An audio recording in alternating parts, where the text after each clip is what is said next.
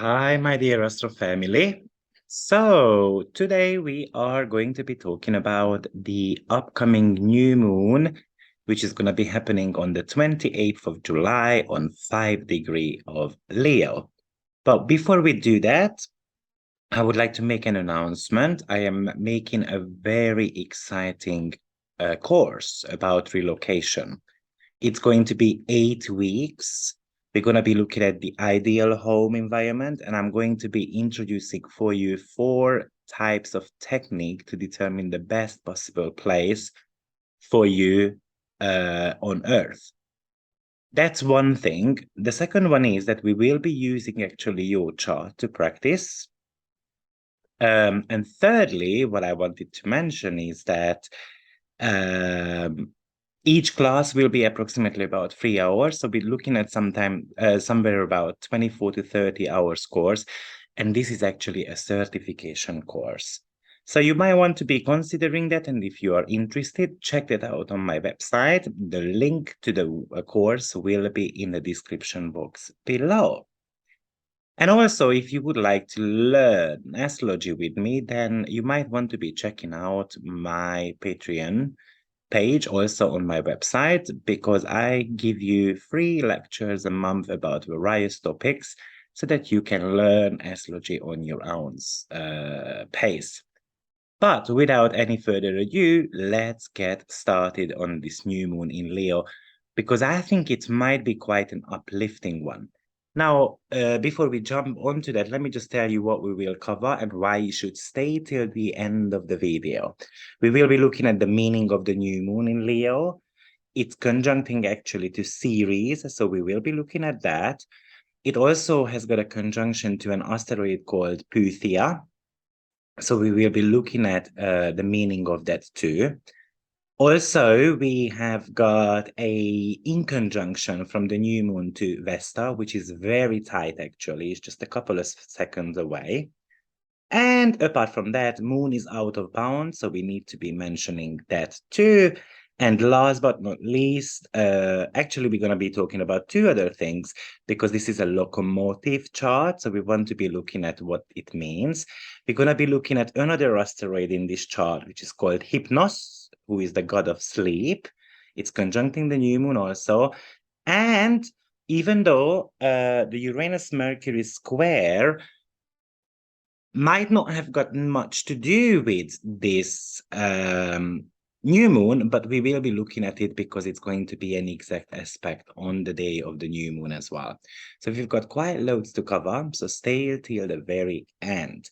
So, new moon in Leo, 5 degree, and it's going to be happening on Libra dwarfs.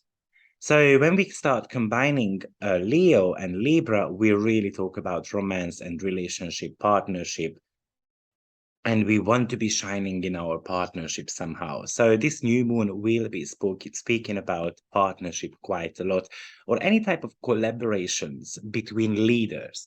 Because what does Leo want to do the most? It wants to be leading. It wants to be a boss. It wants to be self-employed. So clearly, and Libra is about negotiations. So clearly there is going to be kind of like negotiations happening between countries on a mundane level. But apart from that, Leo is about flirting, having fun. It's about your creative self-expression. In mundane astrology, it does talk about entertainment industry, how you can be creative about a project. Because Leo always wants to express itself through some type of creativity. It is about pride and confidence. It wants to be confident. It wants to be admired. It wants to be taking risks. So it's quite a courageous sign overall. If I had to be choosing a couple of signs which are kind of like success orientated, then definitely I would be picking Capricorn and Leo. So Leo is about success as well. I think one of the most important meaning of this new moon is that it's time to figure out who we are. It's about being ready to create something meaningful in your life as well. And that meaningfulness is coming from the fact that this new moon is quite tightly actually trining Jupiter. Sun is in its home sign, so it's called domicile position. It's actually in rulership, so it's very strong. So the sun wants to go through that individuation type of process. It wants to rule. It wants to be the best at something. So you might want to be looking at these topics. Leo also wants to be heard and understood and seen. It wants to be actually portraying its best qualities all the time so that people can notice them. Whether it happens in your first house and then you're going to dramatically change your appearance, or whether it's going to be in the seventh house where you might want to be gaining the attention of your partner. But either ways, it does talk about gaining attention from others. Now, uh, Leo is a sign actually, which is related to love, but this is more likely the kind of like the dating period, if you like it. And when you are dating, then obviously you are looking forward to receiving a text message from them, or you want to get a bunch of flowers. You want to see the person kind of having a serious interest towards you. So Leo always wants to be admired, wants to be given flowers, wants to feel important. Uh, but sometimes this is a little bit overdone, especially now when Jupiter is actually trining this. Whatever Jupiter touches, it magnifies it. So it can actually bring out the shadow qualities of Leo. Because let's just think about it for a second. When we are unsure about ourselves, that we want plenty of attention from others, it is actually rooted from the fact that we don't love ourselves enough. And we need confirmation all the time from someone else. So we're going to have to look at that quite deeply around this new moon energy. And that self-love is coming from the Taurus. Obviously, we're talking about two fixed signs here. In order for us to have great dates, we're going to have a little bit of a love towards ourselves as well. So the downside of Leo is that we want to be admired all the time, especially when we are unsure about ourselves. Now, what's also interesting is that this new moon actually conjuncts Ceres. Now, Ceres is the #1 asteroid, so that was the very first one to be discovered. And Ceres does talk about neediness. It also wants to nurture or to be nurtured by others. It also wants to kind of gain attention. Sometimes Ceres actually represents a little bit of a suffocating mother archetype who is kind of shoveling the food down on your throat because they want to give you so much affection. They want to prove how much they love you and so forth. So it can be the sign of suffocating love. And I think we should be paying attention to that. We can become very needy around this new moon. Especially because Ceres is actually out of bound now. So out of bound planet is an energy where we kind of a little bit uncontrollable because it's kind of left the path of the sun behind. So these energies become invisible to the sun. And what's also interesting is that the moon is out of bound too. So we've got two female archetypes kind of on the side of the sun. So the yin and the yang energies are meeting big time, but these female archetypes are very rebellious here. So, and the sun is unable to control them. So imagine a situation where there is a mom and a daughter, for instance, and the husband, and both girls want to be getting the attention, and then the husband is kind of scratching his head what to do in this case. So, but with an out of bound Ceres, it's very possible that, you make plenty of food, for instance, and husband arrives home and they are not necessarily hungry, or you start massaging them, but they are actually don't want that. They don't want that. So, and then we get a little bit upset about it. So a very needy moon, a very needy new moon. Now, as I said, this is also being trined by Jupiter. But what's interesting about this Jupiter is that it's stationed retrograde at the moment. It's just stationary on 8 degree. Now, whatever Jupiter touches, it magnifies it. And Jupiter went um, stationary on Cancer dwad. So it also brings in the neediness, also brings in something to do with food. Ceres is agricultural type of energy, and the fact that it's on Cancer, I still believe that the food prices will be somehow highlighted by this new moon, by the way. I just wanted to mention that. So this is kind of like a little bit of a needy Jupiter, but that would be the exalted kind of position of Jupiter in the sign of Aries. So don't get me wrong, Jupiter loves being there, but the fact that it's stationary, it kind of indicates that we've got all these big plans, but stationary planet is always an indication that we need, especially with Jupiter, we need an internal growth to happen first. And the Cancer dwad beautifully describes that.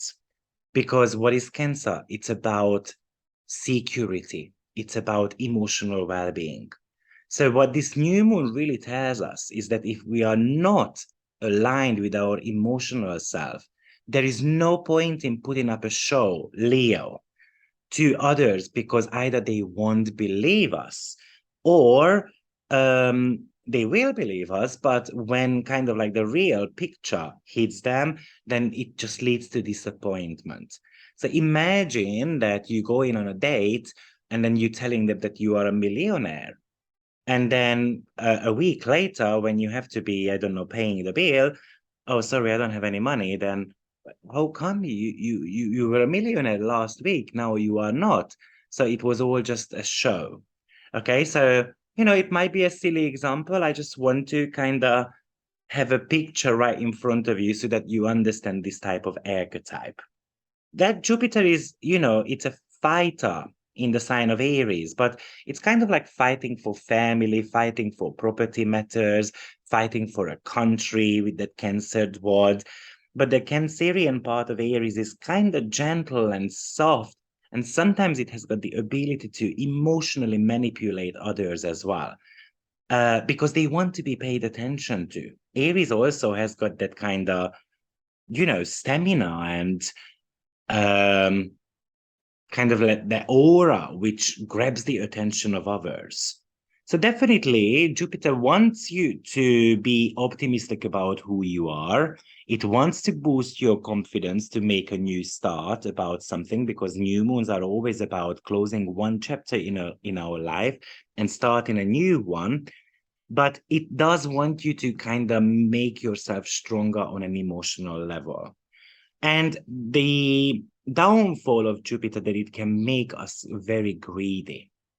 So we kind of like, Jupiter is the planet of hunger. So we are hungry for attention, and we do whatever we want to gain that attention. But I also feel like a stationary Jupiter is kind of like, it's kind of like a planet which is, or a person who is just sitting, not moving anywhere, is just thinking about things. So the question is that, are we going to be taking action about something? Definitely it's a shift which we need on a mental level. Now, another thing which you see in the chart here in regards to this new moon is that there is so much fixed energy going on. And fixed energies are all about being fixated, stubborn about something. So, of course, the fact that we've got Uranus, North Node, Mars conjunction being squared now by Mercury, it wants to get us out of that sweet spot of our brain, which Mercury is in the sign of Leo. So it kind of tells you that, I'm too proud to admit something, to talk about these issues, what I'm having. So, however, there is the desire to be heard, to be recognized, to be acknowledged that I'm not always as strong as I am. Of course, this Leo energy can also talk about that I want to start a new hobby. Could be a good idea. It could talk about for instance, with the stationary Jupiter, that there is something which looks very promising, but we might need to be postponing that a little bit. Now, as I mentioned, this new moon is actually in conjunction to Vesta. So Vesta is the asteroid of focal ability. So we're going to have to focus on our emotions, but in conjunction is the aspects of annoyance. So our emotions, intuitions are really kind of frustrating us. Moon and Vesta energy has got the ability or has got a tendency to avoid their own feelings. And that is getting highlighted, why you are kind of like, doing that. Vesta is about kind of like a flame within you. So it is talking about to find that flame, that inner inspiration within you. By the way, Leo is a sexual sign. Vesta is also a sexual asteroid. So maybe we have got that fixated idea that sex is a sin because I'm sacrificing my body to others. Unfortunately, this is also an aspect of rape and all these type of negative things. It can actually indicate surrogate moms. So again, this abortion topic might be popping up on the news a little bit more. It actually does talk about pornography also. So maybe something is going to be happening in the pornography industry. But also it could talk about discrimination in sexuality department. So we might be hearing more about LGBTQ people. That's also very possible. But also this is about being devoted to my self-expression, being or the need to display sympathetic understanding towards others, but I also want them to understand me as well. It's about being hospitable towards people who might need my help somehow. But I think a new moon and Vesta also about avoiding destiny at all costs. Are you doing that, or are you actually aligned with your path? Now, I did mention two asteroids which are very prominent in this new moon chart. One of them is the Pythia. Now, its astrological number is 402 if you want to look that up. And I would like you to look that up. One of the reasons why is because this is the asteroid of oracles. This is the asteroid of tarot card readers and kind of astrologers, if you like it. So this tends to be very prominent with people who have got some type of premonitions, for instance, or they are extremely talented in divinations. Now, a little bit of a history about them. I mean, they were a group of priestesses, and they were placed at the Delphi oracle place or temple. And basically, there was this Python or whatever you call them, who actually protected this temple, protected these priests. And the son of Gaia, Apollo, decided to kind of slay him because he wanted these Puthias to be kind of belonging to him, if you like it. And then he left this dragon's body rotten at the bottom of the temple, and it kind of released a gas all the time.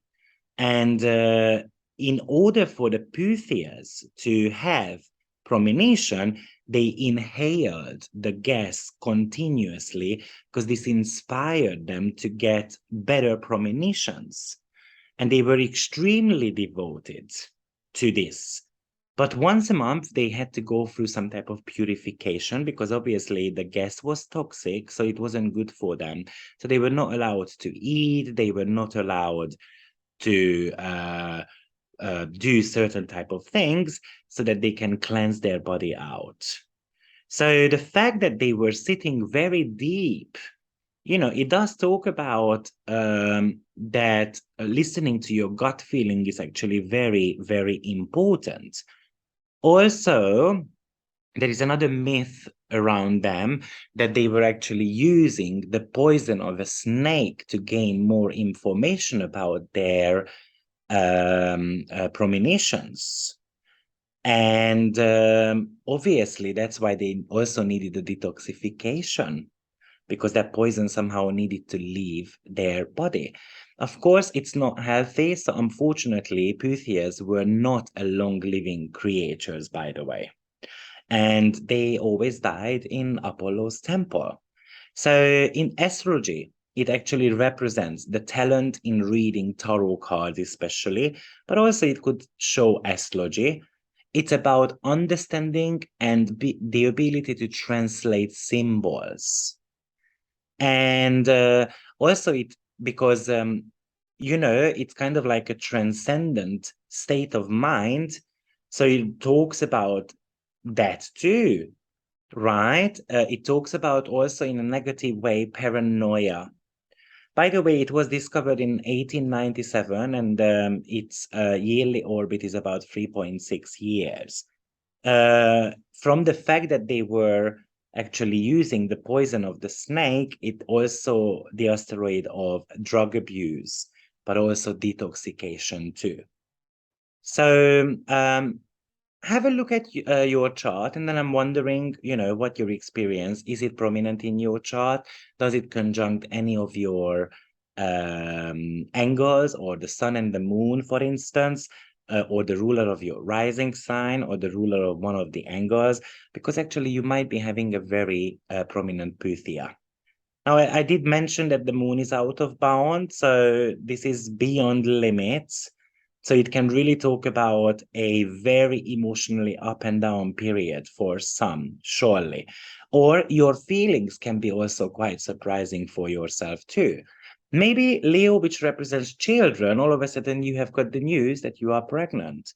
But also, Leo kind of rules over theaters. So maybe your partner is going to surprise you with a theater ticket or a movie ticket or something like that, which you guys haven't done for a while. And then it kind of creates a fun environment for you. I also mentioned that Ceres is out of bound as well, which can actually indicate that you are a little bit disconnected from the feminine divine energy, or maybe you are disconnected from your own roots as well, because Ceres is a family, motherly archetype. Now, the chart shape, as you can see, it's a locomotive, which is always talking about movement. This locomotive is actually driven by Pluto, which is on the very last degrees of Capricorn. So clearly it is working hard to break down some systems. So definitely there are some big changes ahead of us. In probably self-employment ways, when it comes to the entertainment industry, but also the financial system. Capricorn is a financial sign. It kind of rules over banks, but also the fact that Uranus-Mars North Node conjunction is in Taurus, there is going to be a new way of paying bills or a new currency which is going to be popping up. I've been saying that for a while. Let's see what's going to happen. Another asteroid which we have got here, and that's the last one, and that's called Hypnos. Now its astrological number is 14817, and that's the that's the god of sleep. So it really talks about sleeping, and it also talks about dreams.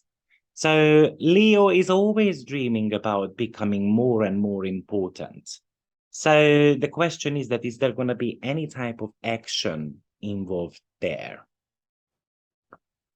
Now, as I mentioned, there is an exact aspect also happening here. And one of the reasons why it's actually important, and I wanted to talk about it, even though I don't think Mercury is close enough to the new moon, because it's somewhere around 18 degrees and the new moon is happening on 5 degrees. So it's quite a little bit far away. However, it's still in the sign of Leo. So obviously the Leo energy is quite emphasized here. But the dispositor of the Uranus-Mars North-Node conjunction is Venus, which is in the sign of Cancer.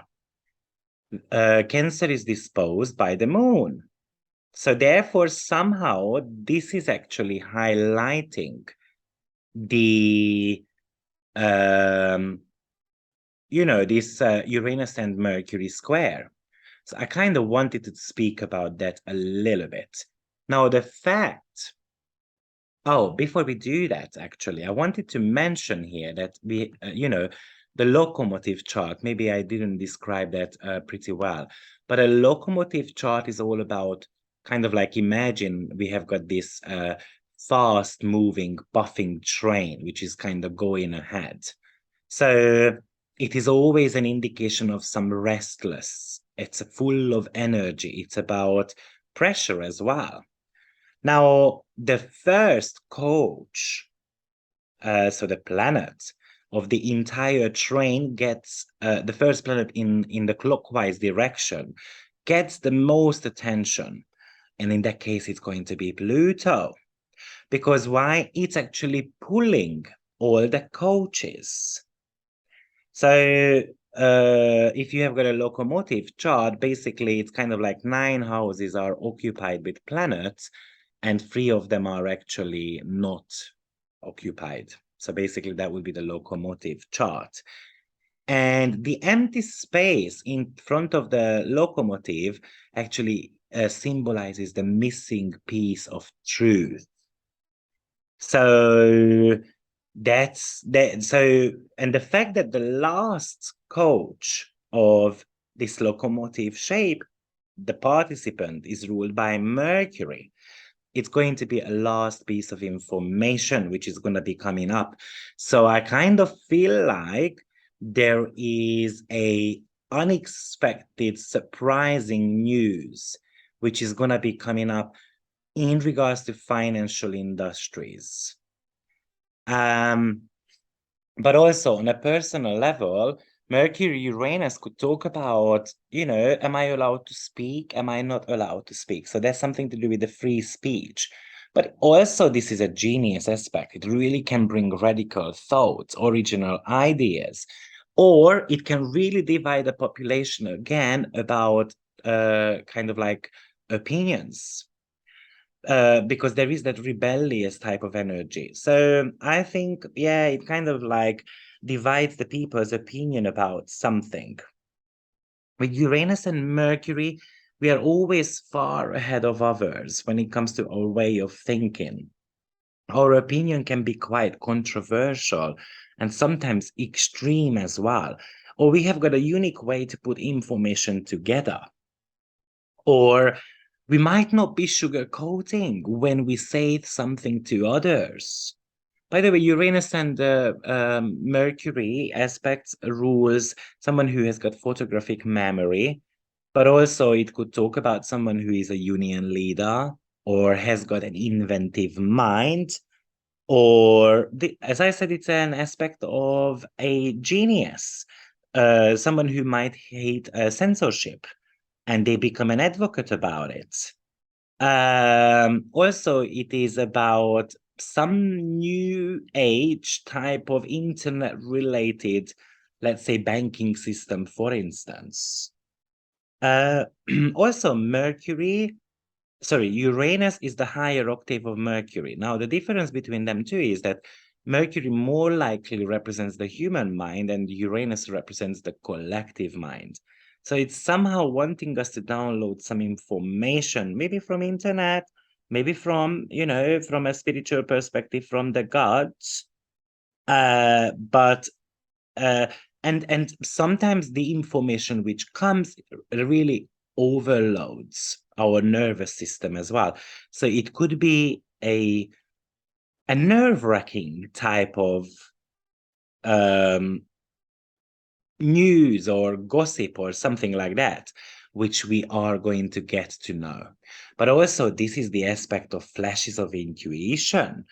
But sometimes it's very hard to grasp it, though. It might be about the reformation of education system, actually. Or it's about being captivated by new courses. So hopefully you already got captivated about my relocation astrology course, which comes up. So you should check that out. But also this is the aspect of humor. So we need to be, Mercury rules humor. Okay. So if it's Mercury connecting to Saturn, the humor can be dry or self-critical or gloomy. Or Mercury connecting to Venus could be humor about relationships or beauty and charms. Mercury is the fool in the king's court, the trickster. So it might be a humor or a gossip which people are not going to take too well, actually. And Mercury and Uranus typically is about cutting through hypocrisy when it comes to a joke. It's about radical views that overthrew the existing order. So this is an interesting new moon, but I see some positives in it. It's a little bit, it's completely different than we had with the Capricorn full moon, which was, let's be frank, it was quite a little bit of a devastating one. Great. So thank you, everyone, and I hope to see you on the relocation course. See you soon. Bye-bye.